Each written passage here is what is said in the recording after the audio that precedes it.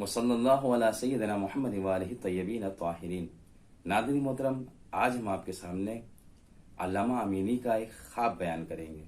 अल्लामा Amini, जिन्हें हम और आप साहिब अल-गदीर से याद करते हैं। अल-गदीर एक ऐसी किताब जो मौलाए कायनात अलैहिस्सलाम की विलायत और उनकी इमामत पर लिखी गई हुई किताब है कि जिसके लिए अल्लामा अमीनी ने मुख्तलिफ सफर भी किए हैं। हमारे मुल्क हिंदुस्तान और इसी तरह से दूसरे ममालिक जैसे कि सीरिया, तुर्की, इराक, इस तरह के मुख्तलिफ ममालिक में आपने जाकर इस किताब यानी अल-गदीर को लिखा, जो मौलाए कायनात अलैहिस्सलाम की विलायत और उनकी हक्कानियत पर मबनी है। नाज़रीन मोहतरम, अल्लामा अमीनी एक ऐसी शख्सियत हैं जो बहुत ज्यादा अहले बैत अलैहिस्सलाम से अकीदत रखते थे। हत्ता चंदीन मरतबा आपकी जिंदगी में वाकयात और इस तरह के दास्तानें मिल जाएंगी कि जिसमें आपने किस तरह से अहले बैत अलैहिस्सलाम बिलखुसूस अमीरुल मोमिनीन अली इब्न अबी तालिब अलैहिस्सलाम की फजीलतों का दिफा किया है। जिसमें से एक फजीलत जिसे आपने अमली कर कर साबित किया लोगों के लिए, वो है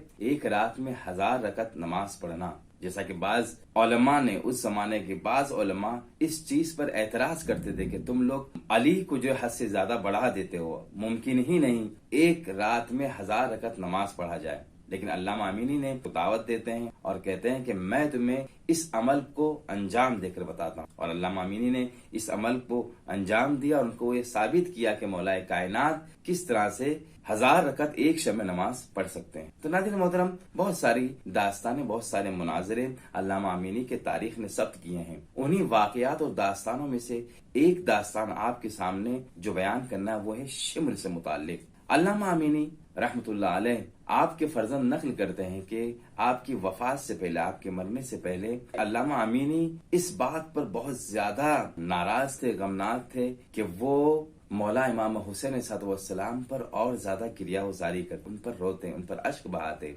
उनका एक गिला था कि मैंने इमाम हुसैन सलाम पर बहुत कम गिरिया किया है, जिस तरह से करना चाहिए था उस तरह से मैं गिरिया ना कर सका। लिहाजा उनकी एक तमन्ना थी कि अगर मेरी जिंदगी रही, मेरी हयात रही, तो मैं इंशाअल्लाह करबला जाकर वहाँ रहूंगा और इमाम हुसैन सलाम पर बहुत ज्यादा गिरिया करूंगा, उन पर अश्क बहाऊंगा। दूसरी एक तमन्ना उनकी ये भी थी कि वो हमेशा ये सोचते थे और परवरदिगार से दुआ करते थे कि पालने वाले, मुझे शिम्र पर होने वाले अजाब को दिखा।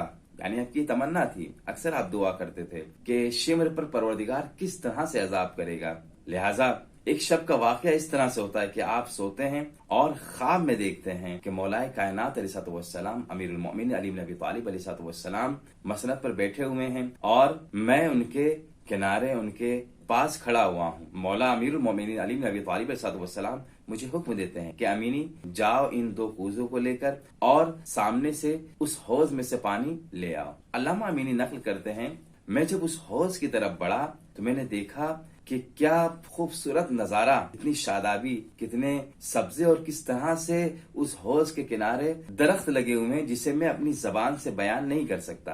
किस कदर खूबसूरत मनाजिर थे वहाँ। मैं जाता हूँ, जाने के बाद उन 2 कूजों को पानी से भर लेता हूँ और मौलाए कायनात अमीरुल मोमिनीन सल्लल्लाहु की खिदमत में आता हूँ। मैं जैसे ही आपकी खिदमत में आता हूँ, मुझे ये एहसास होता है कि हवा धीरे धीरे गर्म हो रही है और एक गर्म हवा और शिद्दत की गर्मी बढ़ती चली जा रही है। मैंने जब एक समत की तरफ देखा तो क्या देखा कि एक शख्स आग में मुलव्विस चला आ रहा है और जैसे जैसे वो नजदीक हो रहा है, तमाज़त और गर्मी और ज्यादा बढ़ती चली जा रही है। मुझे बहुत ज्यादा गर्मी का एहसास हो रहा है और जैसे ही वो शख्स आता है, क्या देखता हूँ कि वो शिम्र है जो मेरी तरफ चला आ रहा है। वो जैसे जैसे नजदीक आ रहा है, गर्मी की शिद्दत और बढ़ती चली जा रही है और मैं उसे तहम्मुल नहीं कर पा रहा हूँ। जैसे ही वो नजदीक आता है और मेरी तरफ रुख कर कर कहता है कि मुझे पानी चाहिए, मैं पूरी तरह से कोशिश करता हूँ कि वो पानी उसे ना दूं। लिहाजा जब उसे पानी नहीं देता हूँ तो वो जबरदस्ती करना चाहता है और मुझसे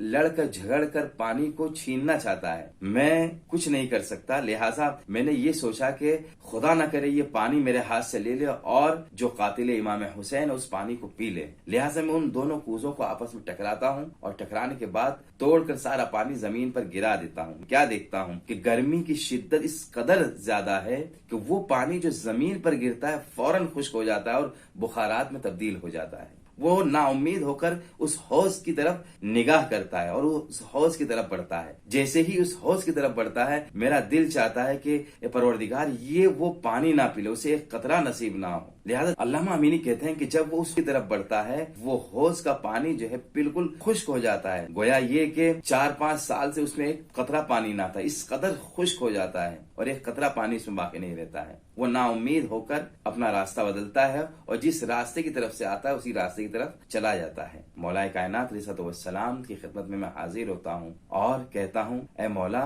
ये कैसा शख्स है, कैसा अजाब है। भाई ये शिम्र है। जैसे जैसे वो दूर होता जाता है, हवा में खुनकी पैदा हो जाती है, हवा ठंडी हो जाती है और फिर वही फिजा जो है बन जाती है जो तरोताजा फिजा थी, और हौज भी उसी तरह से साफ शफाफ पानी से भर जाता है और वही दरख्त, वही सब्जा नजर आने लगता है। मौलाए कायनात अलैहिस्सलाम मुझसे फरमाते हैं कि ए अमीनी, अगर वो मलून उस हौज में से एक कतरा पानी पी भी लेता तो ये उसके लिए एक दर्दनाक और तल्ख तरीन जहर होता, जो सबब बनता कि उसके अजाब में और इजाफा हो जाता। अल्लामा अमीनी अलैहि रहमा मौला की इस फरमाइश के बाद ख्वाब से बेदार होते हैं और लोगों के लिए शिम्र मलऊन पर होने वाले अजाब की इस एक झलक को लोगों के लिए बयान फरमाते हैं। वस्सलामु अलैकुम व रहमतुल्लाहि।